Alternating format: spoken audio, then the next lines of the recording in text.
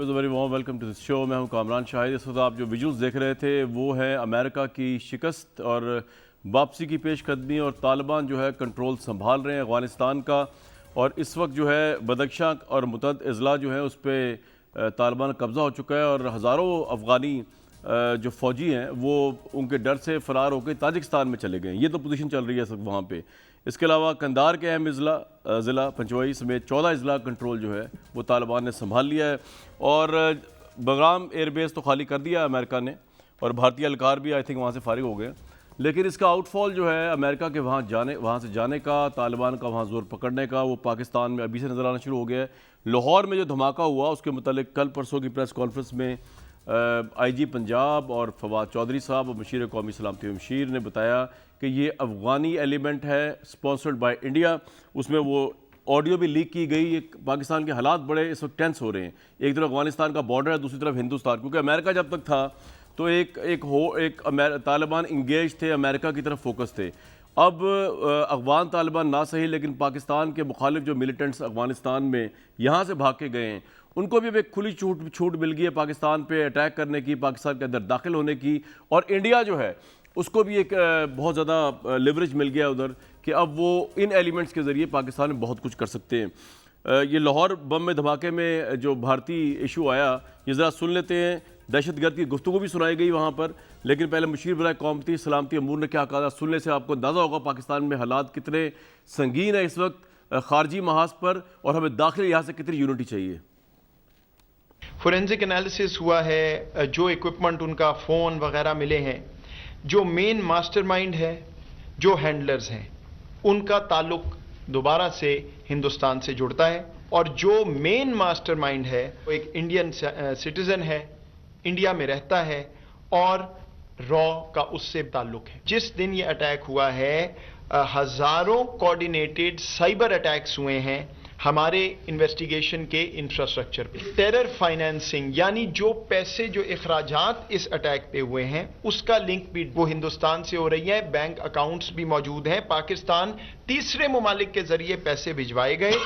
और ये जो सारी दुनिया हमें बार बार फैटफ और ये और वो बात करते हैं, अब वक्त आ गया है कि असल मुजरिम की तरफ अपनी नजर दौड़ाएं। वक्त ये भी आ गया जी, दाखिली तौर पे पाकिस्तान बड़ा मजबूत हो। आज प्राइम मिनिस्टर गवादर गए हुए थे, उन्होंने सहाफ़ियों के साथ जो गुफ्तगू की, दो गुफ्तगू बड़ी इंपॉर्टेंट, तो बलूचिस्तान के हवाले से उन्होंने कहा, ज़रा सुन लें। उन्होंने prime minister Imran Khan America के साथ ताल्लुकात को लेकर पैराडाइम शिफ्ट कर रहे हैं। ऑब्वियसली जो पाकिस्तान की मुशर्रफ साहब के दौर से पॉलिसी थी उसका शिफ्ट है। अमेरिका के साथ ओपनली जो है उनको चैलेंज किया जा रहा है, प्रवोक किया जा रहा है, जो इससे पहले हमारा अमेरिका के साथ ताल्लुकात नहीं थे। 2001 का जो मुआहदा है जिसके अंदर हमने कहा कि अमेरिका को हम एयर स्पेस देंगे और हम उनको रास्ता देंगे, उसके ऊपर प्राइम मिनिस्टर ने कोई बात नहीं की कि वो मुआहदा जो है वो मुशर्रफ साहब के दौर का वो जारी है और उस पर अमल भी हो रहा है या नहीं हो रहा। अलबत्ता उन अड्डों की ज़रूर बात की जो शायद इस वक्त अमेरिका निकलते हुए जब जा रहा है तो उसको ज़रूरत भी नहीं थी। लेकिन पैराडाइम शिफ्ट ये आ रहा है कि अमेरिका के साथ एक डिप्लोमेसी के खात्मे का आगाज़ है। प्राइम मिनिस्टर ने जब कहा एब्सोल्युटली नॉट, और ओपनली कहा बाइडन से के बाद टाइम होगा देख लेंगे, और उनके लेवल पे मतलब जिस तरह की उन्होंने बातें की, बहुत से लोगों के नज़दीक डिप्लोमेटिक नॉर्म्स के हिसाब से बड़ी क्रूड थी, और इसमें मजीद उनको फ्लेक्सिबिलिटी शो करनी चाहिए दूसरी कंट्री के साथ, जो प्राइम मिनिस्टर ने नहीं की। तो ये पैराडाइम शिफ्ट है। और इसके अलावा एक और पैराडाइम शिफ्ट ये आ रहा है कि बलूचिस्तान में वो कह रहे हैं कि वो लोग जिनको नवाज शरीफ साहब, जरदारी साहब के दौर में भी गवर्नमेंट को बात करने की इजाज़त नहीं थी या उनको बात करना मुनासिब नहीं था हुकूमत वक्त के लिए, सियासी गवर्नमेंट्स के लिए, प्राइम मिनिस्टर लेकिन अलबत्ता कह रहे हैं कि वो बलूचिस्तान के लोगों से बात करना चाहेंगे। सुनवा दें क्या कहा प्राइम मिनिस्टर ने। नवाज शरीफ ने 24 लंदन में ट्रिप्स की अपने दौर में। बलूचिस्तान तो मेरे ख्याल में वो 2 दफ़ा भी नहीं आया, वो 10 गुना ज़्यादा दफ़ा बलूचिस्तान से हैरट्स में शॉपिंग कर रहा था। और दूसरा आसिफ जरदारी, उसने 51 दुबई की ट्रिप्स की, मेरे ख्याल में 1 दफ़ा भी यहाँ नहीं आया होगा। उनके मकासद और थे। अगर कोई पाकिस्तान का सोचेगा वो ज़रूर बलूचिस्तान का सोचेगा। अगर वो इलेक्शन का सोचेगा तो वो सिर्फ फैसलाबाद डिवीजन में बलूचिस्तान से ज़्यादा नेशनल असेंबली की सीट्स हैं तो वो वहीं तवज्जो देते, वो पास भी है। कि अगर वो सारे पाकिस्तान के ऊपर तवज्जो देते तो वो शायद अभी भी वजीर आजम बने रहते। बलूचिस्तान के लोगों को कभी फिक्र नहीं हमें होनी चाहिए थी कि इंसर्जेंट्स आ गए हैं। मैं वैसे सोच रहा हूँ इनसे भी बात करने का। उस्मान डार साहब, सेनेटर मुसद्दिक मलिक साहब, lieutenant general retired Amjad Shoaib साहब, सदीक मलिक साहब, अगर आप भी बलूचिस्तान के मुतल्लिक सोचते, अगर आप भी अमेरिका के मुतल्लिक यही स्टैंस लेते खुददारी वाला, तो आज नवाज शरीफ साहब जो है, अगर आप पाकिस्तान के मुतल्लिक सोचते, नवाज शरीफ साहब आज प्राइम मिनिस्टर होते। लेकिन चले अब वो तो नहीं है, लेकिन क्या आप इस मुल्क के प्राइम मिनिस्टर को, इस मुल्क को वो स्ट्रेंथ देगी अपोजिशन कि मैंने जिस तरह आपको भी बैरूनी खतरात बताए हैं, हिंदुस्तान का, अफगानिस्तान का, आप पीछे खड़े होंगे इस हुकूमत के, पाकिस्तान के? जी, अगर प्राइम मिनिस्टर साहब प्राइम मिनिस्टर बनेंगे तो ज़रूर उनके साथ खड़े होंगे, लेकिन अगर प्राइम मिनिस्टर साहब कंटेनर से नहीं उतरेंगे और ये बातें करेंगे कि कौन हैरिट्स की शॉपिंग करता है, कौन कहाँ जाता है, तो फिर जैसा सवाल करेंगे वैसा जवाब मिलेगा। अब आज आप ये जो बात कर रहे हैं, आपने बोला कि आप भी अमेरिका के सामने स्टांस लेते, तो आपको चाहिए कि जो उन्होंने मुशर्रफ साहब के हक़ में क्लिप एक आपके पास मौजूद होगा जिसमें उन्होंने कहा था कि मुशर्रफ साहब की पॉलिसी बिल्कुल ठीक है और पाकिस्तान के पास कोई ऑप्शन नहीं रहेगा। वैसे मैं हैरान हूँ कि आज कोई इदारा नहीं बोल रहा, एक मिनट सदीक साहब, मैं हैरान हूँ आज कोई इदारा नहीं बोल रहा, जिस तरह इमरान खान साहब मुशर्रफ साहब को लिताड़ रहे हैं और कह रहे हैं कि इन्होंने ईमान बेच दिया इस मुल्क का, इस मुल्क की इज्जत बेच दी, इस मुल्क की कौम की बच्चियों को बेच दिया। ये प्राइम मिनिस्टर खड़े होकर साबिक आर्मी चीफ के मुतालिक कह रहे हैं, लेकिन आज कोई इदारा उसके ऊपर रिबटल देने को तैयार नहीं है, कोई इदारा पैरल बताने को तैयार नहीं है कि मुशर्रफ साहब की पॉलिसी। बहरहाल ये बड़ी अजीब सी बात है और आज बलूचिस्तान से बात करने की बात कर रहे हैं, पता नहीं पिछले पहले पॉलिटिकल लीडर्स के पास ये प्रिविलेज थी या नहीं। तो इमरान खान साहब लकी हैं, आगे चलें, लक से तो नहीं लड़ सकते आप। जी जी मुसद्दिक साहब कंप्लीट करें। जी, सिर्फ लकी की बात नहीं है, आप उसके अलावा ज़रा उनकी स्टेबिलिटी देख लेना। मैंने तो आपको भी एक सिर्फ क्लिप याद करवाया और आपके पास बहुत से क्लिप हैं, मुझे मालूम है। मैं और आपके प्रोग्राम्स में आप वो चला भी चुके हैं, मैं उनका जिक्र नहीं करूँगा। मैं आपसे सिर्फ फॉरेन पॉलिसी के हवाले से बात करूँगा कि देखिए वज़ीर आज़म का जो चीन के मुतल्लिक उनके बयानात और काबीना के अरकान के बयानात थे कि सीपैक के अंदर चोरी हुई है, जो बायलैटरल एग्रीमेंट्स हैं उसमें चोरी हुई है, जिसके नतीजे में सीपैक की सारी इन्वेस्टमेंट चली गई थी, आप वो चलवा दें। फिर अगर वो आपको नहीं चलवाने तो फिर आप ऐसा कीजिए कि अमेरिका के में जाके, जब उन्होंने सालसी का उन्होंने कहा था कि मैं वर्ल्ड कप एक दफ़ा फिर जीत के आ गया हूँ और कश्मीर का देखें, तो सर आपका पॉइंट क्या है सदीक साहब, ये रेफरेंसेस देने का आपका पॉइंट क्या है सर? जी मेरा पॉइंट ये है, मेरा पॉइंट ये है कि वज़ीर आज़म साहब के जो इस वक्त वो बात कर रहे हैं उससे मुझे कोई इख्तलाफ नहीं है। यही बातें थी जो नवाज शरीफ साहब करते थे तो PTI उन पर गद्दारी का इल्ज़ाम लगाती थी जब वो ऐसी बातें करते थे। मगर खैर बहरहाल छोड़ें उस बात को। अगर नवाज शरीफ साहब ऐसी बात करें तो वो गद्दार हैं, और अगर इमरान खान साहब यही बात करें, फ्लोर ऑफ द हाउस पे करें, एक पूरे 10 साल का जो अरसा था उसमें वो कहें कि इन्होंने अपने मुल्क को बेचा, ये कहें कि इन्होंने अपने मुल्क के ऊपर बमबारी करवाई, ये कहें कि इन्होंने अपने लोगों को अमेरिका के हवाले किया। जब इमरान खान साहब ये बात करें तो वफादार हैं और स्टेट्समैन हैं, लेकिन अगर कोई और पॉलिटिकल लीडर ऐसी बात करे तो वो गद्दार है। मैं समझता हूँ कि इमरान खान साहब के बयानात में स्टेबिलिटी नहीं है, क्लैरिटी है। जो इस वक्त उन्होंने बात की है वो क्लियर है और हमारा उससे कोई इख्तलाफ नहीं है, क्योंकि यही बातें इससे पहले नवाज शरीफ साहब भी करते रहे, दीगर रहनुमा भी ठीक है। तो फिर आप हुकूमत को सपोर्ट करें ना। में ये जी जी जी, अगर हुकूमत स्टेबल रहेगी तो हम ज़रूर हुकूमत को सपोर्ट करेंगे। प्रॉब्लम यह है कि अगर एक दिन हुकूमत एक हलीफ मुल्क के साथ होगी, फिर एक दिन तुर्की और मलेशिया के साथ होगी, फिर बोलेगी कि हमें रोक लिया था तुर्की और मलेशिया से मिलने को किसी हमसाये मुल्क ने, फिर दोस्त मुल्क ने, फिर कहेगी कि हमें नहीं रुकना चाहिए था। अगर इस मामले में स्टेबिलिटी ना हुई और जो आज हुकूमत बात कर रही है इससे भी हुकूमत हिल गई तो फिर मेरे ख्याल में गड़बड़ होगी, फिर हम उसको अपोज करेंगे। लेकिन मेरे ख्याल में क्योंकि इस वक्त तमाम इदारे भी यही बात कर रहे हैं, खान साहब भी यही बात कर रहे हैं, ऑपोजिशन का भी यही मौकफ है, तो मुझे कभी पॉइंट आ गया आपका कि हम सारे एक डॉक्टर साहब, मैं एक मिनट आपके पास आता हूं, लेकिन खान साहब ने इस गुफ्तगू को पोलराइज ना किया। इमरान खान साहब को चाहिए, ये ऐसा वक्त नहीं है कि वो लोगों के नाम ले लेके पोलराइज करें। फॉरेन पॉलिसी की अगर वो बात कर रहे हैं तो उनको भी चाहिए कि वो थोड़ी सी रवादारी दिखाएं और मुल्की जो मामलात हैं उनके सर आपका ये पॉइंट आ गया सदीक साहब, आपका ये पॉइंट आ गया सर, आ गया। मैं जरा पहले जनरल साहब आपको अगर मेरी आवाज़ आ गई, पहले तो एक ज़िमनन सवाल है, मतलब जिस तरह प्राइम मिनिस्टर जो है साबिक आर्मी चीफ मुशर्रफ साहब की पॉलिसी को लेकर ये कह रहे हैं कि इन्होंने अपने मुल्क में बमबारी कराई, आर्मी चीफ को और उनकी पॉलिसी को ये कह रहे हैं इन्होंने लोगों के सौदे किए, बच्चियां बिकी, यहाँ से गई, पाकिस्तानियों को बेचा मुशर्रफ साहब ने, पाकिस्तान की इज्जत तबाह कर दी मुशर्रफ साहब ने। आज आप लोगों की आपकी तरफ से कोई रिएक्शन नहीं आ रहा। ये आपके ख्याल में ये अटैक नहीं है पाकिस्तान की सालमियत पे, पाकिस्तान के इदारों पे, कि हमने अपनी मुशर्रफ साहब के दौर में इज्जत बेच दी थी, जो प्राइम मिनिस्टर कह रहे हैं हमने अपनी गैरत का सौदा कर लिया था। आज कोई रिएक्शन नहीं आ रहा आपकी तरफ से। कोई बिस्मिल्लाहिर्रहमानिर्रहीम, बिस्मिल्लाहिर्रहमानिर्रहीम। कामरान, बात यह है कि आपने शायद प्रोग्राम नहीं देखे। हम जो डिफेंस एनालिस्ट हैं, हमने इस स्टेटमेंट को बहुत चैलेंज किया है। कम से कम जिस भी प्रोग्राम में मैं सर गया, मेरे प्रोग्राम में करें ना आप प्लीज, फिर बात है ना। मैं तो आपसे मैं पूछ बता रहा हूं। देता हूं आपके प्रोग्राम में ये बिल्कुल एक गलत बयानी है। असल चीज ये है कि यूनाइटेड नेशन ने उस वक्त एक पास की वो रेजोल्यूशन नंबर थी 1377, जिसके तहत उन्होंने कहा कि जी ये अफगानिस्तान में जाके ये आपको इजाजत है कि आप जाके ये हमला करें और ये सारा कुछ करें। जी जी।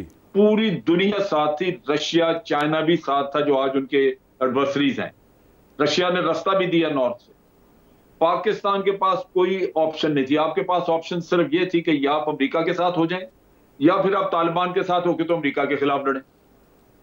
सर तो मैं तो आपकी आपसे option एग्री जो कर रहा है हूं वो- जनरल साहब। मैं सिर्फ ये पूछ रहा हूं कि प्राइम मिनिस्टर ने ये जो क्यों गलत बयानी ऐसी की, नंबर 1। नंबर 2, हाँ जी ये जी क्यों बताएं। की ये क्यों की तो वो बता सकते हैं, लेकिन है गलत बयानी। मैं आपको ये बता सकता हूं कि गलत बयानी है। प्राइम मिनिस्टर ने जो कुछ कहा उस दौर के बारे में, वो यूं लगता है कि उनको शायद पूरी हकीकत का, पूरी चीजों का पता ही उन्होंने नहीं। तो कहा पाकिस्तान का सबसे डार्क एजिस का दौर था मुशर्रफ साहब का, 10 साल का जो दौर था। हालांकि ये और बात है कि नहीं, 3 साल उनका सपोर्ट देखें- करते रहे रेफरेंडम में। देखें, डार्क था किसी और वजह से हो तो वो मुझे नहीं पता कि मुझे बताएं। इन्हीं लेकिन वजूहात ये की इशू वजह जो से, है इन्हीं वजूहात की अफगान वॉर की वजह से तो नहीं हो सकता ना। अफगान वॉर का तो और ऑप्शन ही कोई नहीं थी आपके पास। राइट सर, और पॉइंट आ ये गया। जितना कुछ जनरल साहब तो मैं मेरा दोबारा ख्याल आपके है पास कि आऊंगा। मैं आपके पास ये जिंदन उनको- सवाल था जी। मैंने हाँ। आपको अफगान वॉर को लेके आना है। बिल्कुल आपने जबरदस्त बात कही। डार साहब ये बता दीजिए कि ये तो ऑब्वियसली आप भी जवाब दे सकते हैं कि अगर ये जनरल साहब भी कह रहे हैं ये गलत बयानी है, आपको ये फैक्चुअली आप गलत कह रहे हैं प्राइम मिनिस्टर खड़े होकर, जो मुशर्रफ साहब के दौर के ऊपर कड़ी तनकीद कर रहे हैं आजकल। दूसरा ये बता दीजिए कि जो मुसद्दिक साहब ने कहा कि यही बातें अगर नवाज शरीफ ने की होती तो वो गद्दार होते और पोलराइजेशन ना करें नाम लेने के हेरिटेज आपको तो की। मुझे जी जी सर। देखिए कामरान, एक तो मुझे आपको क्रेडिट देना चाहिए। आप खूब ज़बरदस्त मिर्च मसाला बल्कि तड़का भी अच्छा लगा लेते हैं। कोई भी स्टेटमेंट हो आपको तड़का लगाना आता है। प्राइम मिनिस्टर ज्यादा अच्छा देखिए, तड़का नहीं कोई प्राइम लगा मिनिस्टर सकता ने सर। हम दो- सिर्फ रिपोर्ट करते हैं उन्होंने क्या तड़का लगाया है। चले अब आप बोलें जी। हाँ जी हाँ जी हाँ जी। उनसे ज्यादा तड़का तो चीज़ें मैं बड़ी कहता हूँ, important हैं, आपने मुझे मेरी टाइम बात दिया। सुन लें, वो पड़ोसने आपस में नहीं लगाती, वो ऐसा लगाते हैं नवाज शरीफ साहब जरदारी साहब पे। लेकिन चले अब तो मुशर्रफ साहब पे भी लगा दिया उन्होंने जी। हम रिपोर्ट चलिए, कर मैं रहे हैं, असल के सेंस में तड़का कह रहा हूं मैं। हम गुनाहगार हैं, हम रिपोर्ट कर रहे हैं, मैसेंजर हैं हम सिर्फ कि उन्होंने ये कहा। कामरान Enjoy देखो, करें सर। मैं किस सेंस में तड़का कह रहा हूँ। देखिए, प्राइम मिनिस्टर ने दो बातें की हैं। एक बात मैं मुसद्दिक मलिक साहब को कहना चाहता हूँ कि स्टेबिलिटी की बात कर रहे थे जी। ये प्राइम मिनिस्टर की स्टेटमेंट्स में स्टेबिलिटी नहीं है। मेरे ख्याल में पिछले 17 साल में जितना कॉन्स्टेंटली मैं समझता हूँ और जिस तरह focused prime minister Imran Khan ने हमेशा एक स्टांस लिया है कि अफ़गानिस्तान में जंग जो है वो हल नहीं है, मुज़ाकरात हल हैं। और इसके ऊपर उन्होंने परवेज़ मुशर्रफ की या उस वक़्त की हुकूमत की बात नहीं की, इवन अमेरिकन की बात की। तो उस वक़्त क्या कहा जाता था प्राइम मिनिस्टर इमरान खान को जब वो मुज़ाकरात की बात करते थे, जिस पे आ जाइए दुनिया, कहते थे तालिबान खान है। 17 साल लगे लोगों को समझने में। जो मेरा लीडर, मेरा वज़ीर आज़म प्राइम मिनिस्टर इमरान खान 17 साल पहले कहता था मुज़ाकरात के टेबल पे बैठ जाए, ये जो तबाही है, ये जिसको हम कर रहे हैं, ये फैलेगी हर तरफ। फिर पाकिस्तान में भी दहशतगर्दी आई। फिर दो चीज़ों की उन्होंने असल बात की। देखिए, जो गैरत की आप बात कर रहे हैं ना, वो किस कॉन्टेक्स्ट में उन्होंने बात की? वो इस कॉन्टेक्स्ट में बात की 70,000 पाकिस्तानी शहीद हुए अफगान वार में, $150 बिलियन से ज़्यादा पाकिस्तानियों को लगा। आखिर में हमें क्या मिला? सारी नाकामी हमारे खाते में डाली गई कि अमेरिका नाकाम हुआ पाकिस्तान की वजह से। अफगानिस्तान में दहशतगर्दी का जो पाकिस्तान को सामना करना, वो भी हम पे ही डाली गई। फैटफ के अंदर हमें ग्रे लिस्ट में रखा गया है। ऐसे ऐसे ममालक जो हैं वो वाइट लिस्ट में आ चुके हैं जिनका स्कोर कार्ड हमसे भी बड़ा पुअर है। कामरान, ये सारा कुछ तो पाकिस्तान को मिला ना विरसे में। तो इसके ऊपर प्राइम मिनिस्टर इमरान खान ने बात की कि क्या हासिल हुआ साहब, हमें मैं दूसरों की जरा जंग एक लड़ने अर्ज का? करना चाहता हूं तो आपसे। बेहतर आप ये था कि सही हम पोजीशन देखिए, ले लेते। डॉक्टर साहब बात देखिए, ये आप कामयाब जवान प्रोग्राम का एक इनिशिएटिव ले रहे हैं, बड़ा कामयाब चल रहा है। खुदा ना खास्ता ये नाकाम हो जाए। मैं ये तो नहीं कह सकता कि आपने इस मुल्क की दौलत को बेच दिया, आप एक बदनीयत इंसान थे, आपने इस मुल्क के साथ बेईमानी की। प्राइम मिनिस्टर तो मुशर्रफ साहब साबिक आर्मी चीफ को ये कह रहे हैं। और क्योंकि मैं वाहिद एंकर हूं, मैंने देखे सारे शोज जिन्होंने ये हाईलाइट नहीं किया इस तरह इमरान खान साहब की बात को कि एक साबिक आर्मी चीफ को कह रहे हैं आपको लग रहा है तड़का है। I am highlighting the fact कि प्राइम मिनिस्टर इमरान खान अगर साबिक आर्मी चीफ को कहें कि ईमान बेच दिया इस मुल्क का और इज्जत बेच दी, तो वो जायज़ है, नवाज शरीफ कहे, जरदारी साहब कहे तो वो गद्दार है। ये सर डिस्क्रिमिनेशन है ना। फिर जरा सुन लें उन्होंने क्या कहा था, कॉन्टेक्स्ट में कहा है, मुशर्रफ साहब को ही कहा है और किसी को नहीं कहा। सुन लें जी। ला इलाहा इल्लल्लाह है ना, वो इंसान में गैरत देता है, और गैरत के बगैर ना कोई इंसान बड़े काम करता है, ना आज तक कौमी गैरत के बगैर कोई मुल्क उठा है। मुल्क ने फैसला किया कि अमेरिका की वॉर ऑन टेरर ज्वाइन करने का।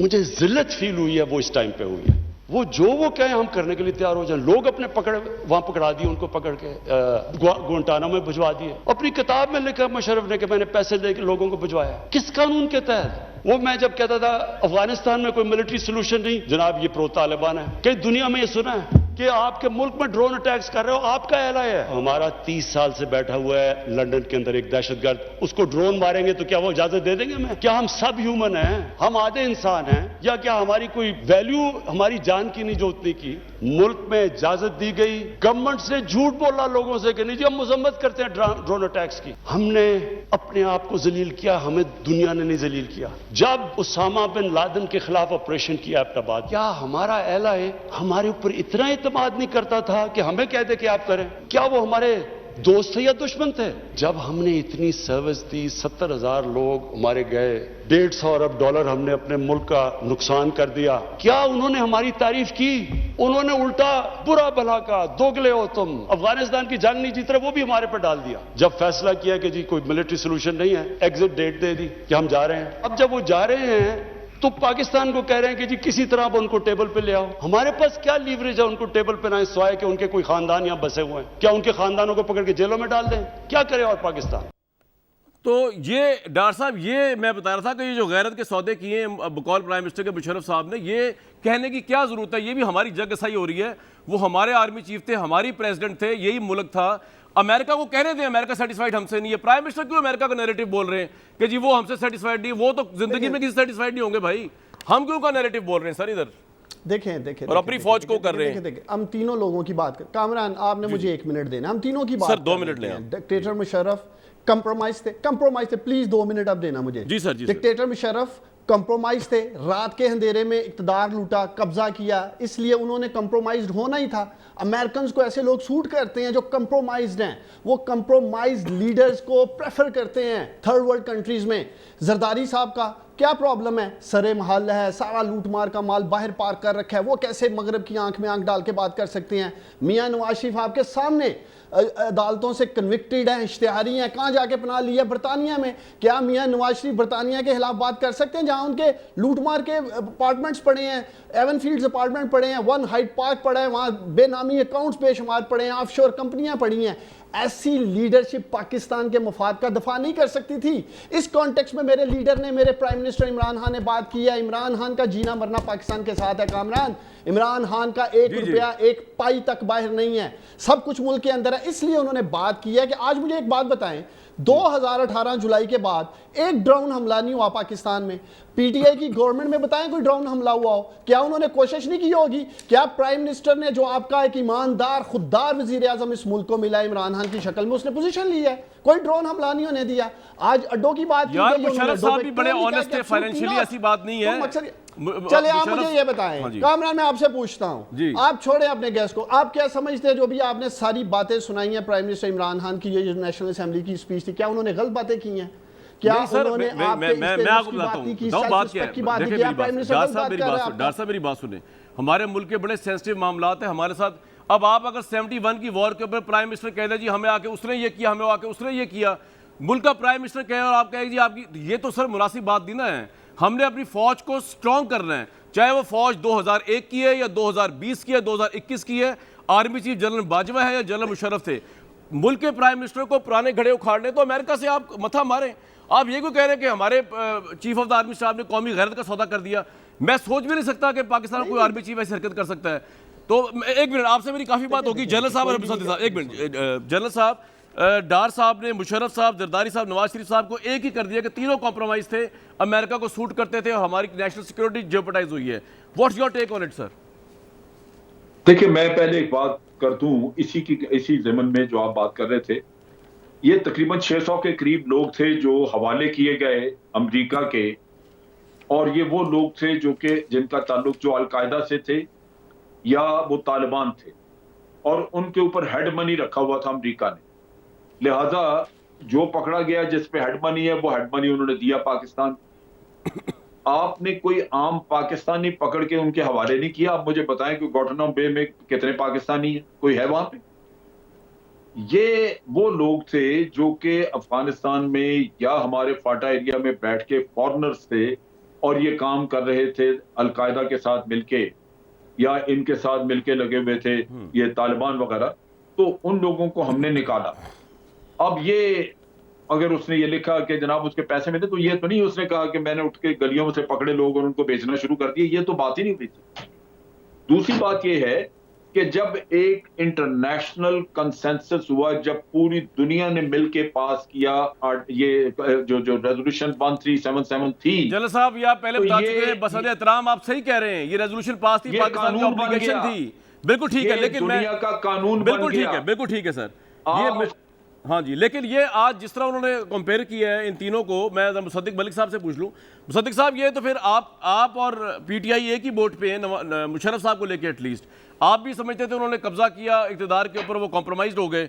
पीटीआई भी यही कहती है कि जनाब मुशर्रफ साहब कॉम्प्रोमाइज़ हो गए। तो कम से कम आप इस वक्त जो अफगान पॉलिसी प्राइम मिनिस्टर की है, जो अमेरिका के साथ पॉलिसी है, जो बलोचिस्तान की है, उस पर तो आप सपोर्ट करें इनको, ये तो आपके करीब आ गए। देखिए, सबसे पहली बात तो ये है कि पाकिस्तान की फॉरेन पॉलिसी है क्या, हमें तो समझ नहीं आती है। इस मामले पे जो अभी आपने जिसका जिक्र किया, इसमें तो हमने ऑलरेडी इनको सपोर्ट कर दिया है और सपोर्ट करेंगे अगर ये स्टेबल रहेंगे, अगर ये यहाँ से यू टर्न नहीं लेंगे। लेकिन असल बात जो सेंट्रल सवाल आपको पूछना चाहिए वो ये है कि पाकिस्तान की फॉरेन पॉलिसी क्या है, उसका इक़्तिसादी मरकज़ क्या है। कभी हम यूनाइटेड अरब एमिरेट्स और सऊदी अरेबिया से 1 बिलियन या 2 बिलियन डॉलर ले आते हैं, चलें कोई बात नहीं। कभी हम चाइना का सीपैक चलता हुआ उनको मेलाइन करके सारी सीपैक की इन्वेस्टमेंट रोक देते हैं, ये कह के कि इन सारे जो मुआहदे थे इनमें चोरी हुई है। आपको याद होगा वो हैदराबाद पता नहीं कौन सा एक कंपनी इन्होंने ढूंढी थी जो चाइना के अंदर है, जिसने पैसे दिए यहाँ पे शहबाज शरीफ साहब को मुबैना तौर पे, और उसके नतीजे में ये हुआ कि सीपैक की इन्वेस्टमेंट रुक गई। जाते हुए यहाँ से चीन के जो सफ़ीर थे वो कह के गए कि Pakistan is not our destination of choice, ये उन्होंने लाहौर के चेंबर ऑफ कॉमर्स में कहा था जाते वक्त। अब आप मुझे बताइए कि पाकिस्तान की फ़ॉरेन पॉलिसी में इक़्तिसादी पहलू क्या है। कभी हम सऊदी अरेबिया के साथ हैं, कभी हम, लेकिन मुसद्दिक साहब, जो भी कौमी सलामती की ब्रीफिंग हुई है, इसके अंदर आपको आपके कोलीग्स तो गए हुए थे, कुछ कोई कंस्ट्रक्टिव बात निकली सुलह पर? जनरल बाजवा साहब से सवाल भी हुए, मैं 1 मिनट उसमें तो है, सिर्फ 1 मिनट, जी सिर्फ 1 मिनट दीजिए, फिर मैं हाजिर रहता हूँ। ये तो हो गया पॉलिसी का, जो हमारी इक़्तिसादी पॉलिसी है। अब आप हमारी सकाफती पॉलिसी देख लें, क्या है हमारी फ़ॉरेन पॉलिसी। अभी वज़ीर आज़म ने एक बयान दिया है कि जिन ख़वातीन पे जिनसी तशद्दुद होता है वो इस वजह से होता है कि उनके कपड़े ठीक नहीं होते, और अगर मर्द जो हैं वो क्या रोबोट हैं कि अगर किसी औरत ने ऐसे कपड़े पहने हो, पूरी तरह से अपने आप को ढांपा ना हो, तो वो क्या रोबोट हैं कि वो जिनसी तशद्दुद ना हो। आप मुझे बताइए, फ़ॉरेन मीडिया के ऊपर बैठ के ये गुफ्तगू करने से पाकिस्तान की कौन सी सकाफती पॉलिसी आगे बढ़ रही है, पाकिस्तान की कौन सी इक़्तिसादी पॉलिसी आगे बढ़ रही है। लेकिन मैं ये कह रहा हूं, कौमी सलामती की ब्रीफिंग में आर्मी चीफ थे, डीजीआई सईद डीजीआई कि वो अमेरिका पे हमला करें, वैसे तो वो भी डिप्लोमेटिक ज़बान में करना चाहिए, लेकिन चलिए ये तो समझ आती है कि उन्होंने उस पर हमला कर दिया। अपने इदारे पे क्यों हमला करते हैं, अपने इदारों का नाम अब क्यों ले रहे हैं? जब हम पे आप इल्ज़ाम देते हैं कि आप पुराने जर्नैलों के नाम लेते हैं तो आप इदारे पे हमला करते हैं, तो आप क्या कर रहे हैं?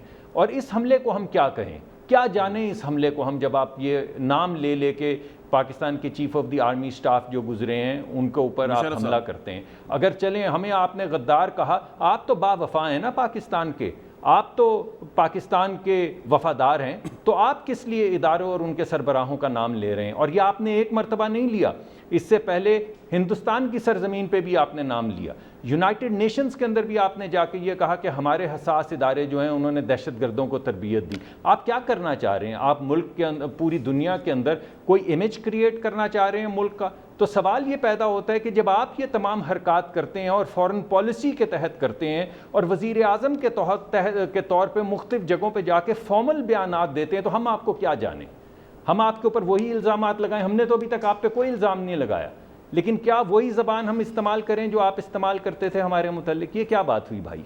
तो मेरे ख्याल में सर मुझे एक ब्रेक लेनी पड़ेगी, उसके बाद डार साहब जवाब देंगे इसका ज़रूर कि कौमी सलामती के मामलात में भी और भी ब्रीफिंग्स होंगी। प्राइम मिनिस्टर इस दफ़ा नहीं आए थे, हम चाहेंगे वो नेक्स्ट टाइम भी आएँ। और ये मामले हैरड्स की शॉपिंग और ये करप्शन वगैरह ये रखें आप ज़रूर, लेकिन ऑब्वियसली जब आपने ऑपोजिशन के साथ बैठ के बात करनी है तो इनके लीडरों को अगर आप गालियाँ देंगे, ताने देंगे, तो इस क्रिटिकल मौके पर जब अफगानिस्तान से भी प्रेशर आ रहा है, हिंदुस्तान से भी, किस तरह जनाब हम सहेंगे सब तमाम चीज़ों को। एक ब्रेक लूँगा।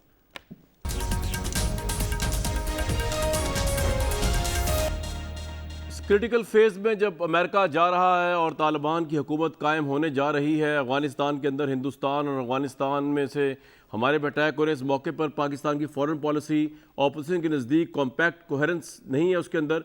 ये कल सवात में मौलाना फजल रहमान ने भी कहा, इसका जवाब डार साहब देंगे, लेकिन पहले सुनवा दें क्या कहा मौलाना ने। डार साहब को यकसोई फ़ॉरेन पॉलिसी में ऑपोजिशन को नज़र नहीं आ रही। देखिए कामरान, मैं अपोजिशन वालों का कर्ब समझ सकता हूँ। जो पोजीशन मेरे लीडर ने, मेरे वज़ीर आज़म ने ली है और खुल कर ली है फॉरेन पॉलिसी के ऊपर, और मैं हैरान हूँ फजल रहमान जिस तरह बात कर रहे थे जी के नेशनल सिक्योरिटी पे और अड्डों की ये बातें कर रहे हैं।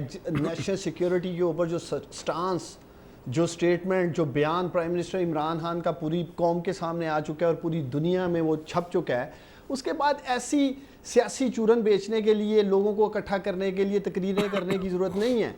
देखिए, आपने ब्रेक से पहले एक बात उठाई कि उन्होंने नवाज शरीफ की बात की, उन्होंने जरदारी की बात की, उन्होंने प्रायोरिटीज़ की बात की। कामरान, मैं इसलिए कहता हूँ कि भाई मेरा तड़का अच्छा कढ़ाई को लगाता है, लाहौर से ताल्लुक है, इसलिए कढ़ाई शढ़ाई का शौकीन होगा तो तड़के लगाता है माशाल्लाह मेरा भाई। कैसे, मैंने क्या कहा? आपने कहा कि मुशर्रफ साहब कॉम्प्रोमाइज हुए अमेरिका के आगे, नवाज शरीफ साहब करप्शन की वजह से कॉम्प्रोमाइज थे, वो इख्तिदार में। भाईजान आज तो आप तड़का लगा रहे हैं। और बात करने लगा हूँ।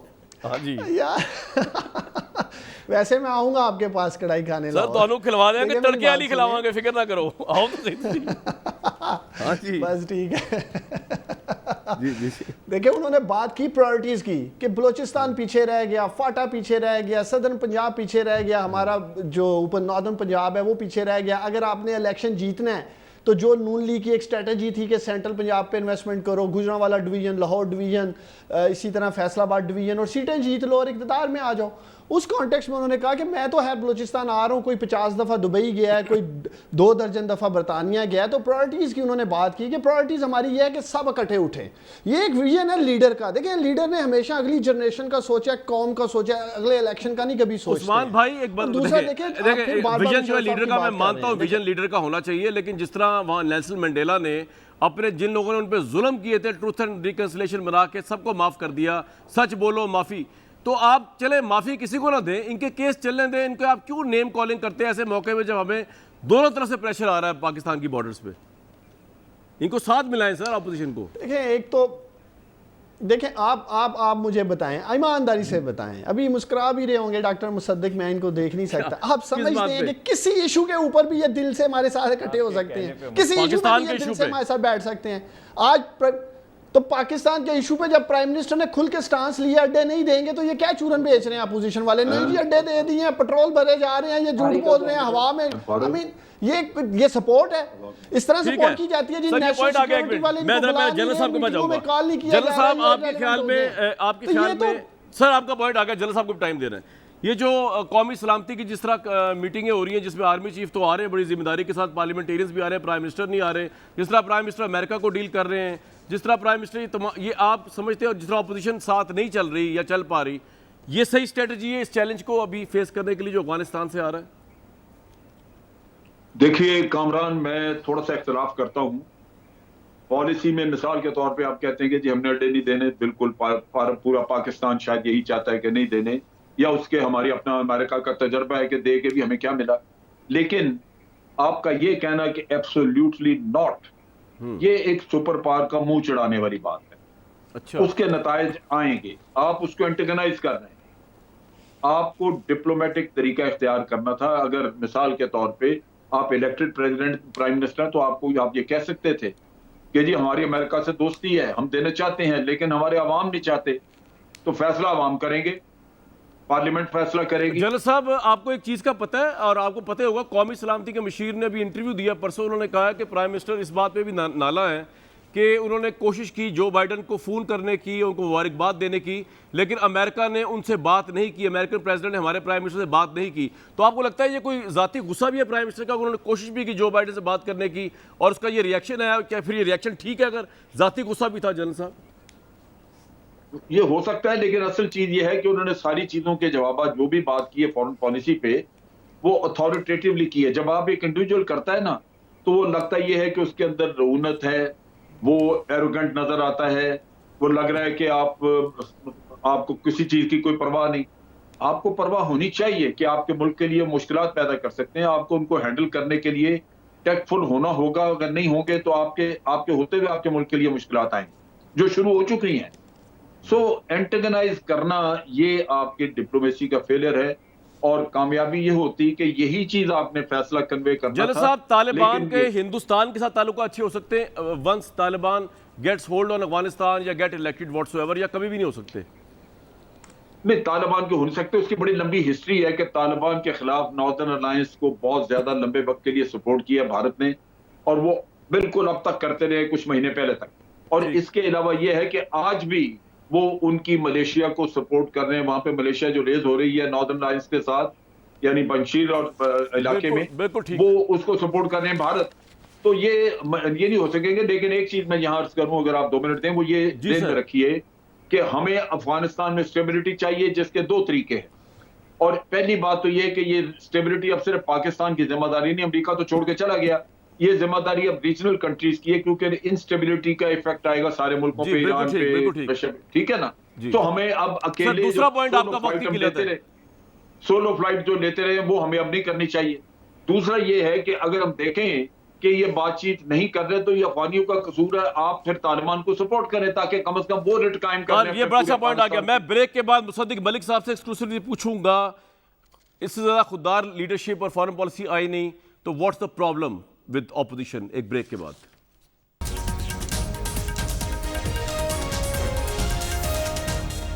वक्त की बड़ी क्लियर है मुसद्दिक साहब, ये खुददार फॉरेन पॉलिसी है? जनरल साहब जिस तरह कह रहे हैं कि ये डिप्लोमेटिक नॉर्म्स का ख्याल नहीं रखा गया प्राइम मिनिस्टर की इंटरेक्शन में और बयानात में, अमेरिका के साथ ऑफेंड किया गया है, आपको लगता है कॉन्सिक्वेंस भी होंगे?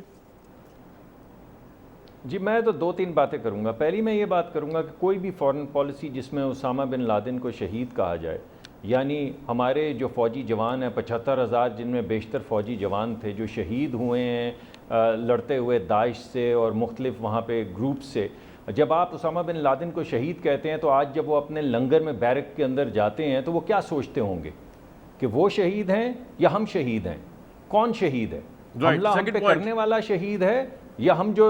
और दूसरा अहम पॉइंट ये है कि देखें, अगर ये पॉलिसी जो बना रहे हैं अच्छी है तो हम सपोर्ट करेंगे, लेकिन अगर ऐसी पॉलिसीज़ बनाएंगे कि ये बिगाड़ेंगे मुल्कों से ताल्लुकात, चाहे वो सऊदी अरेबिया हो, चाहे वो यूनाइटेड अरब एमिरेट्स हो, और चीफ जाके बाद में सुलह सफाई करवाते फिरेंगे, जहाँ पे ये जाते हैं फॉरेन पॉलिसी को बर्बाद कराते हैं, और फिर बाद में चीफ जाते हैं और वहाँ पे किसी ना किसी तरीके से सेटल करके आते हैं फॉरेन अफेयर्स को। तो मैं ये समझता हूँ कि इनको थोड़ा सा मतानत से काम लेना होगा। सर, पॉइंट आ गया आपका। Dar sahab, would you like to respond to general sahab ने ये बात की, आपने डिप्लोमेटिक नॉर्म। जी, आखिरी बात कामरान साहब, एक बात अगर वक्त हो तो एक बात मैं करना चाहता हूँ। जी, आपने थोड़ी सी तड़के की बात की, मैं 1 सेकंड सर, 1 सेकंड लूंगा। तड़के की आपने बात डॉक्टर साहब काफी बात कर रहे हैं ना, लिस्ट आई है, आप एक बोर्ड सर 1 सेकंड देना, 1 सेकंड दें सर, 1 सेकंड दें। एक लिस्ट सर, आज एक लिस्ट आई है तड़का लगाने वाले हुक्मरानों की, यानी वो जो जर्नलिस्ट विदाउट बॉर्डर्स हैं, उन्होंने लिस्ट निकाली कि दुनिया के बदतरीन लीडर कौन है, जो प्रेडेटर्स हैं, यानी वो दरिंदे जो हर वक्त शिकार के ऊपर लगे रहते हैं, ताक लगा के जर्नलिस्ट के बैठे रहते हैं, सहाफियों के, उसमें खान साहब का नाम है। जी, आज लिस्ट शाया हुई है। अब आप मुझे बताएं कि तड़का आप फॉरेन पॉलिसी के अंदर तड़का अफोर्ड नहीं किया जा सकता। ये डार मेरे भाई को, मैं जब वो लाहौर आएंगे, तड़के वाली कढ़ाई गोश्त खाई जा सकती है, लेकिन तड़का फॉरेन पॉलिसी में लग नहीं सकता। ये हुकूमत को भी समझना है, डार मेरे भाई को भी समझना है, और हम सबको भी समझना है। मुझे कल तक दीजिए इजाजत।